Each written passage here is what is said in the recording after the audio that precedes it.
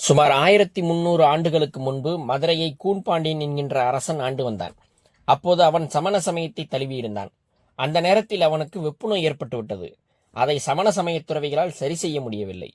சீர்காழியிலிருந்து அழைத்து வரப்பட்ட திருஞான சம்பந்தர் திருநீற்றுப்பதிகம் பாடி மன்னனின் வெப்புநோயை தீர்த்தருளினார்.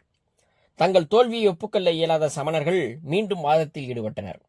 முதலில் அனல்வாதம். தங்களது சமய ஏடுகளை நெருப்பில் இட்டு யாருடையது அழியாமல் இருக்கிறது என்று பார்ப்பது.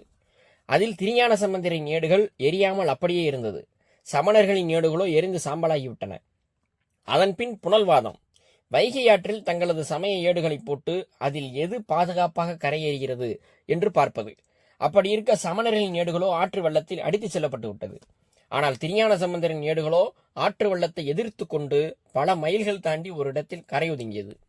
மனம் திருந்திய கூன்பாண்டியன் மீண்டும் சைவ சமயம் தழுவி ஏடுகள் கரை ஒதுங்கிய அந்த இடத்தில் திருக்கோயில் ஒன்றை எழுப்பி சைவ தொண்டாற்றினான்.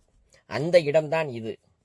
மதுரையிலிருந்து சோழவந்தான் செல்லும் வழியில் 20 கிலோமீட்டர் தொலைவில் அமைந்துள்ள இந்து சமயத்தின் வரலாற்று சின்னமாக விளங்குகின்ற ஓர் அற்புதமான ஆலயம் திருவேடகம் ஏலவார் குழலி சமேத ஏடகநாதர் திருக்கோயில்.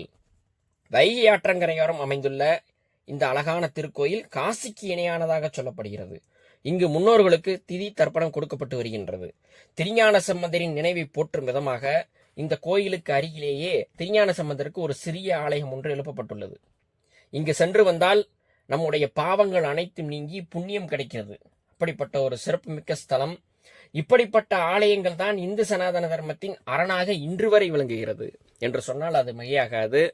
வாழ்க அந்தனர் வானவராணினம் வீழ்க தன்புணல் வேந்தனும் ஓங்குக ஆள்க தீயது எல்லாம் அரண் நாமமே சூழ்க வையகமும் துயர் தீர்கவே. ஓம் நம சிவாய.